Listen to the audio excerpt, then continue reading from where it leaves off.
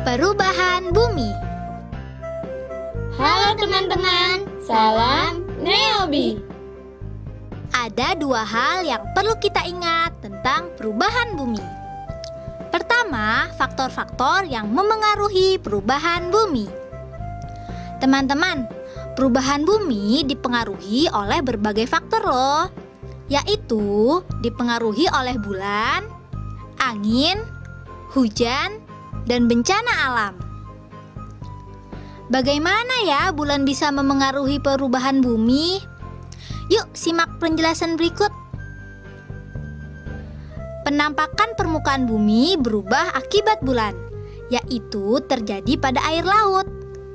Air laut mengalami pasang atau naik karena tertarik oleh gaya gravitasi bulan. Air laut mengalami surut atau turun karena sebagian airnya terkumpul di tempat lain yang mengalami pasang. Keadaan pasang surut air laut tertinggi terjadi di negara Kanada, tepatnya di Teluk Fundi. Ketinggian air saat naik dan turunnya mencapai 15 meter loh. Sekarang kita akan membahas perubahan bumi akibat angin. Angin dapat merubah kenampakan permukaan bumi.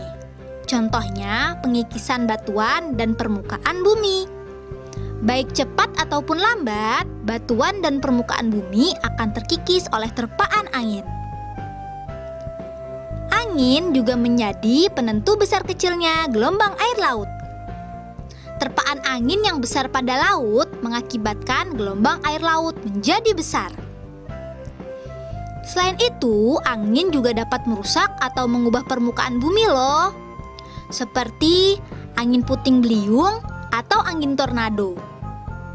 Benda atau perumahan yang dilalui angin ini biasanya hancur berantakan.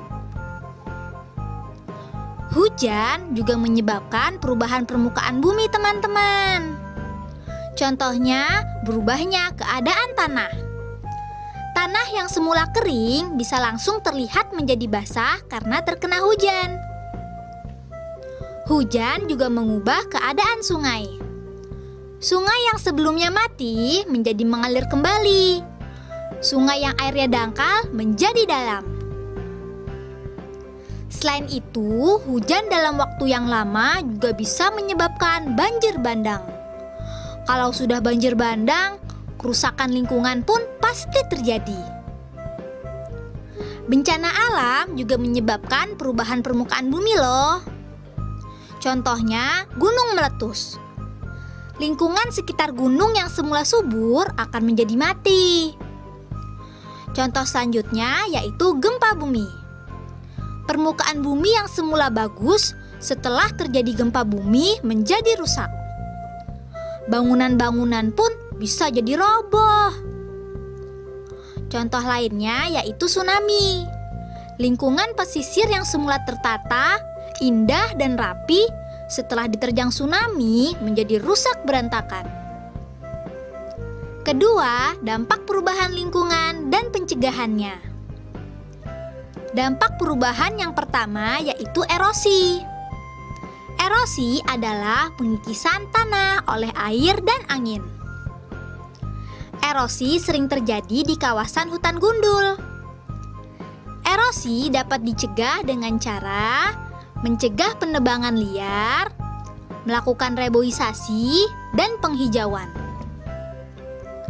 Dampak perubahan yang kedua yaitu abrasi. Abrasi adalah pengikisan daratan oleh air laut. Deburan ombak laut yang terus-menerus menerpa pesisir bisa mengurangi luas daratan loh. Abrasi air laut dapat dicegah dengan membuat penahan ombak.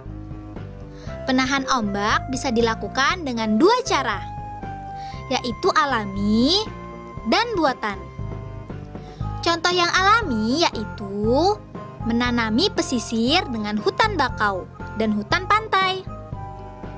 Sedangkan contoh buatan yaitu membuat pagar besi atau beton di pesisir. Dampak perubahan lingkungan yang ketiga yaitu banjir. Banjir adalah Peristiwa meluapnya air akibat sungai dan danau tidak dapat menampung air. Banjir dapat dicegah dengan membuang sampah pada tempatnya, membuat area resapan air, dan mencegah penebangan liar. Dampak perubahan lingkungan selanjutnya yaitu longsor. Longsor adalah meluncurnya tanah akibat tak mampu menampung air dalam tanah. Longsor biasanya terjadi pada lahan miring yang tak ada tumbuhannya. Tanah longsor bisa dicegah dengan reboisasi, membuat sengkedan, dan tidak membangun pemukiman di tempat yang mudah longsor. Nah, itu tadi beberapa hal yang perlu kita ingat. Diingat-ingat ya. Be smart, be happy.